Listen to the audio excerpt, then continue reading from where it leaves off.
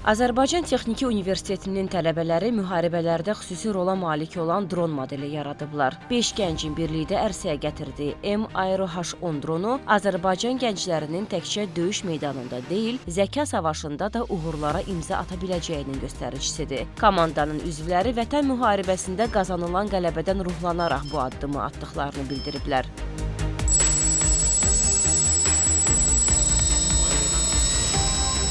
Dövrümüz texnologiya dövrüdür, dron dövrüdür. Biz müharibələrdə dronların necə böyük bir rol oynadığını çox yaxından gördük. Ən yaxından gördüyümüz də 2020-ci ildə 2-ci Qarabağ müharibəsi idi.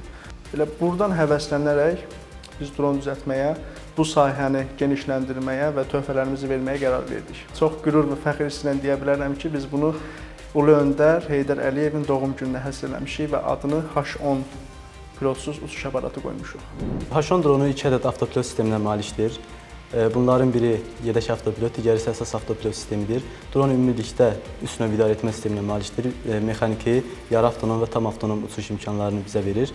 Dron üzərində 2 kamera, vəzifə və izləyiş kamerası mövcuddur. Hansı ki, biri normal uçuşlarda izləmək üçün, digəri isə vəzifə zamanı. Yəni bizim dronumuz kamikaze tipli pilotsuz uçuş aparatı olduğuna görə vəzifəsini icra edən zaman əsas funksiyasını yerinə yetirən kameradır. H10 dronu 5 km radiusda idarəetmə sisteminə malikdir. Təbii ki, bunlar stansiyalardan asılı olaraq dəyişir. Dron üzərində FPV sistemlər, avtopilot sistemləri mövcuddur və bu sistemlərin hər biri özümüz tərəfindən hazırlanmışdır. Bütün avtopilotlar, bütün kamera sistemləri, digər mini-kompüterlərin hər biri öz komandamız tərəfindən hazırlanmışdır. Mənim işim modelin 3D yaradılmasıdır. O modeli yaratmaq üçün biz SolidWorks proqramını istifadə edirik və həmçinin onların simulyasiyasını, material seçimi hamısı mən tətbiq edirəm.